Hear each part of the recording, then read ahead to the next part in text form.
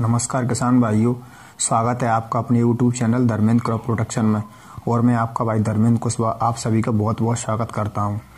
किसान भाइयों, आज मैं बात करने वाला हूं गेहूं की फसल के बारे में कि गेहूं की फसल में कौन कौन से खरपतवार होते हैं और उनसे कौन कौन से नुकसान उठाने पड़ते हैं किसान को और उनका निदान कैसे कर सकते हैं।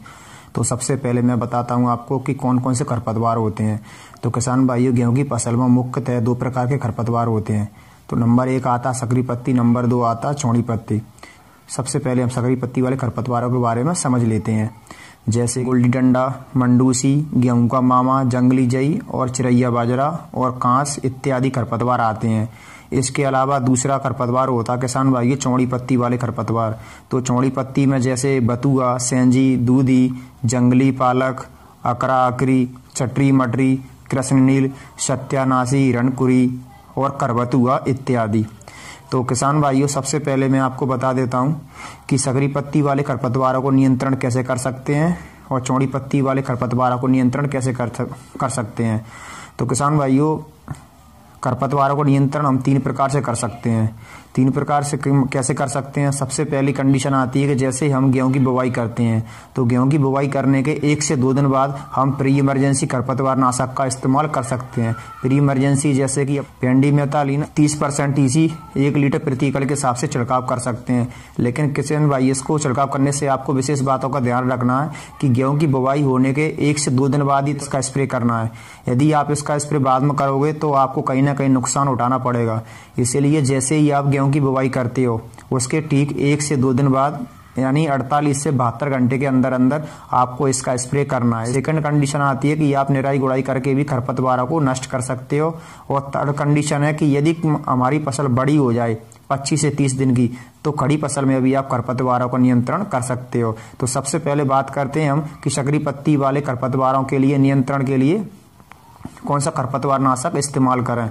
तो यदि आपकी फसल में ओनली सकरी पत्ती वाले खरपतवार हैं तो सकरी पत्ती के लिए किसान भाइयों आप अपना क्लोडीना प्रोपर जाल ले सकते हो 15% WP वाला 160 ग्राम प्रति एकड़ के हिसाब से। सेकेंड आप सल्फोसल्फ्यूरॉन 75% WG 13.5 ग्राम प्रति एकड़ के हिसाब से आप ले सकते हो।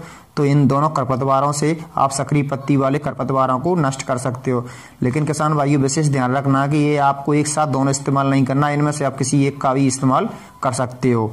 अब बात करते हैं किसान भाइयों चौड़ी पत्ती वाले खरपतवारों के लिए। तो चौड़ी पत्ती के लिए आप 2,4-D इथाइलिस्टर 38% वाला ले सकते हो। उसका डोज है 400 से 500 ml प्रति एकड़। और सेकंड आता है मेटसल्फिरोन 20% WP, इसको आप 8 ग्राम प्रति एकड़ के हिसाब से इस्तेमाल कर सकते हो।